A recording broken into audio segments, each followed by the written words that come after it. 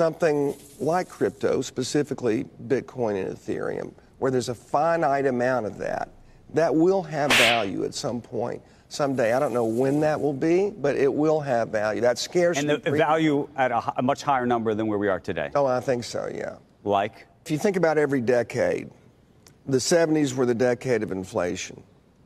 The 80s was a decade of kind of boom-bust, huge swings in dollar volatility. The 90s was equitization, the dot-com bubble. The aughts was the mortgage bubble and the great financial crisis. The teens were the peak of globalization and probably the peak of central bank experimentation with monetary policy, right? The 20s, I'm afraid, are going to be that period where we really focus on debt dynamics country by country, fiscal deficits, and the need to run certainly fiscal policy in a way that gives people confidence in the long-run value of the currency. In a time when there's too much money, which is why we have inflation, and too much fiscal spending, something like crypto, specifically Bitcoin and Ethereum, where there's a finite amount of that will have value at some point, someday. I don't know when that will be, but it will have value. That's scarcity. And the value at a much higher number than where we are today. Oh, I think so, yeah. Yes, selamat datang kembali semua di Crypto Daily Indonesia. Di Crypto Daily Indonesia, Anda akan mendapatkan pembaruan penting. Apa yang terjadi di lingkup di ruang cryptocurrency, maka dari itu libatkan diri Anda dalam tim Crypto Daily Indonesia bersama saya, Sofyan, owner Crypto Daily Indonesia. Baik teman-teman semua, seperti apa yang Anda tonton dari di awal tadi, investor legendaris Paul Tudor Jones mengatakan bahwa memang saat ini ya, di tahun 2022 ini ya, kita merasakan yang namanya resesi, inflasi di mana-mana, jatuhnya saham, jatuhnya kripto dan sebagainya, tetapi dia percaya bahwa Bitcoin di kemudian hari, di beberapa bulan ke depan, entah di beberapa tahun ke depan, Bitcoin akan mengalami kenaikan yang sangat-sangat luar biasa. Bitcoin, Ethereum akan menjadi jauh lebih tinggi pasca resesi. Paul Tudor Jones mengatakan demikian. Investor legendaris Paul Tudor Jones telah menegaskan kembali keyakinannya pada kripto dengan mengatakan bahwa aset digital yang langka akan memiliki nilai di masa depan. Kenapa demikian? Kita mengetahui Bitcoin merupakan salah satu, Ethereum pun merupakan salah satu di antara aset digital yang langka. Untuk Bitcoin sendiri ya, supply-nya sangat terbatas, hanya 21 juta supply. Nah, ketika ke depan volume mengalami kenaikan ya, banyak melakukan pembelian ya, ini yang kemudian menyebabkan di kemudian hari Bitcoin mengalami kenaikan, bisa melewati ATH-nya dan bahkan bisa menembus di harga 100.000 US per BTC-nya. Dan mungkin di beberapa tahun ke depan, saya tidak mengetahui pasti tahun berapa teman-teman, beberapa tahun ke depan Bitcoin akan mencapai harga 1 juta US dollar. Bagaimana pendapat Anda? Di tahun berapakah Bitcoin bisa mengalami harga 1 juta US dollar tersebut? TQS kunci Paul Tudor Jones mengatakan bahwa Bitcoin dan Ethereum dapat mengambil manfaat dari kenaikan inflasi dan kondisi ekonomi makro yang lemah karena kelangkaannya.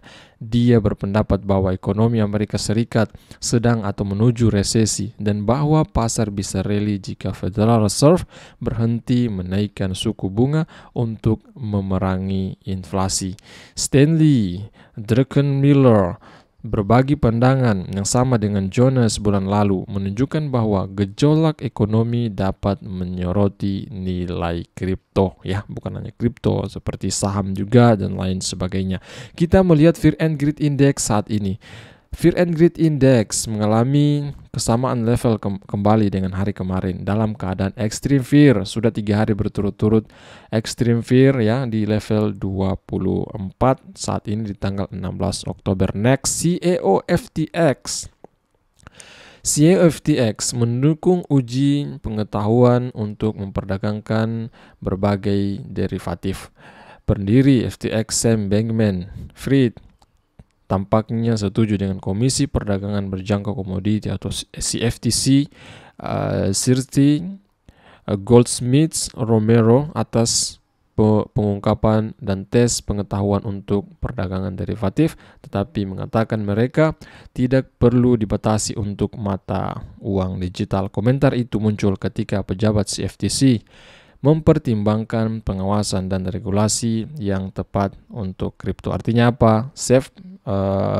Bankman-Fried ini ya setuju dengan uji pengetahuan tentang perdagangan derivatif di beberapa exchange. Jadi perdagangan derivatif ini teman-temannya kurang lebih sama seperti perdagangan future ya. Kalian di situ bisa menentukan target ya, target stop loss di mana, target take profitnya di posisi mana ya, kurang lebih.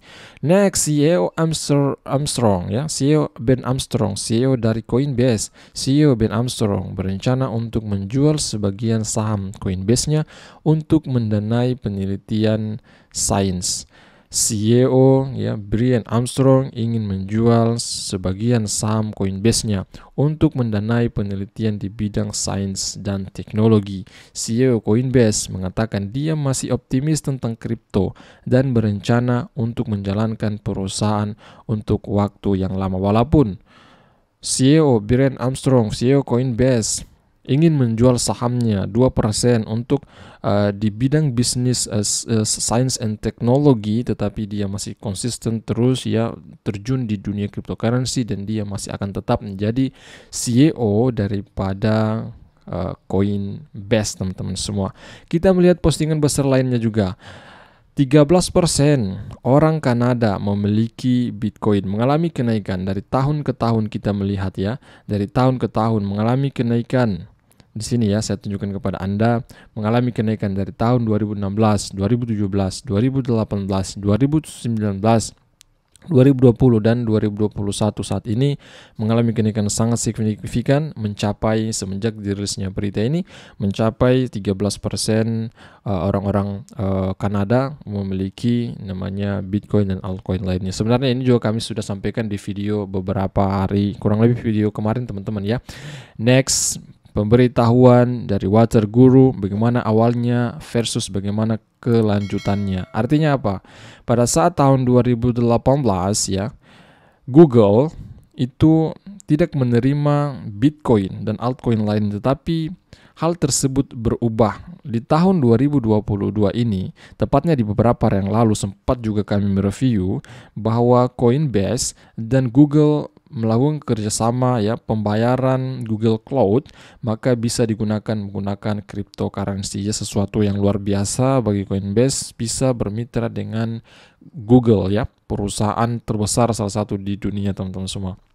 Next, kemudian kita melihat histori Bitcoin yang berpeluang. Saat ini histori Bitcoin ya sudah mencapai titik support di mana potensi mengalami kembali kenaikan.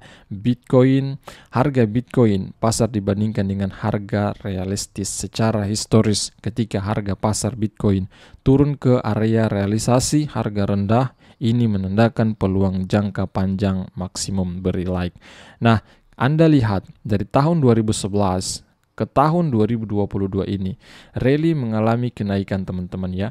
Jangka panjang mengalami kenaikan. Saat ini kita berada di posisi support, berpotensi mengalami kembali kenaikan setelah jatuhnya, setelah kita menghadapi pasar bear di tahun 2022 ini. Next, Bitcoin masuk dalam time frame 2 minggu. Kita melihat dalam candle time frame 2 minggu. Ada beberapa blok. Di sini kita melihat ya. Nah, dalam 2 siklus terakhir. Nah, ini teman-teman ya, siklus di garis panah hijau ya. Ini dua siklus terakhir ya. Sebelum siklus tahun 2022. Datang dari atas ketika Bitcoin melintasi garis SSB. Garis SSB yaitu garis yang warna ungu ini teman-teman semua ya. Nah, harga runtuh keras dan cenderung menemukan kisaran bawahnya untuk sementara waktu. Kemudian SSB yang mendatar mulai bertindak seperti magnet membuat harga naik. Nah, seperti contoh-contoh kasus di beberapa tahun yang lalu, 2019, kurang lebih 2016 ya, 2015 sampai 2016, rally yang terjadi kurang lebih sama ya. Seperti yang kita lihat sini garis SSB-nya ya, kembali melampaui daripada garis tersebut Bitcoinnya ya di beberapa tahun terakhir ya, seperti yang kita lihat saat ini di tahun 2015, kurang lebih 2016 lah, 2015 sampai 2016, kemudian di 2019 2020, kemudian di 2021 Bitcoin kita mengetahui bersama mengalami kenaikan, harga ATH-nya all time high mendekati harga 70.000. Nah, ketika pola-pola ini kembali terjadi, maka kemungkinan Bitcoin bisa mencapai harga yaitu harga 100.000 US dollar per BTC-nya. Bukan saya FOMO, ini kita melihat secara fakta teman-teman semua ya. Secara fakta kita melihat, bukan bukan pendapat saya pribadi. Ini semua analis kripto juga mengatakan demikian. Next, sentimen memberi kita informasi terupdate.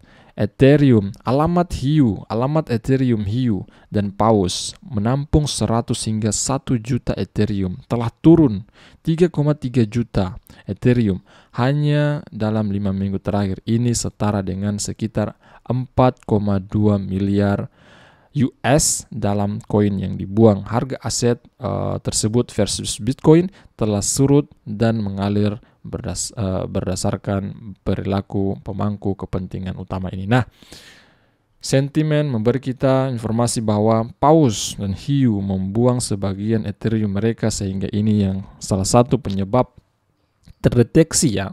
Sentimen mendeteksi Paus telah membuang sebagian aset kripto mereka, sehingga itu yang mengakibatkan Bitcoin dan altcoin lainnya Ethereum mengalami penurunan yang sangat drastis. Beginilah berita besar. Inilah berita besar hari ini. Jika kalian menghargai video ini, lepaskan tombol like Anda, smash tombol like ya, subscribe channel ini, bunyikan loncengnya agar Anda selalu mendapatkan pemberitahuan besar di ruang cryptocurrency. Bergabunglah bersama kami di tim Crypto Daily Indonesia. Oke, baik teman-teman semua, ikuti juga Twitter kami @CryptoDailyID. Silakan cek di description video ini agar Anda mendapatkan juga pemberitahuan besar, berita-berita besar dari kami. Mungkin ini dulu ya video kali ini. Semoga video ini bermanfaat untuk Anda. Nama saya Sofyan, owner Crypto Daily Indonesia. Sampai jumpa video berikutnya. See you, bye-bye.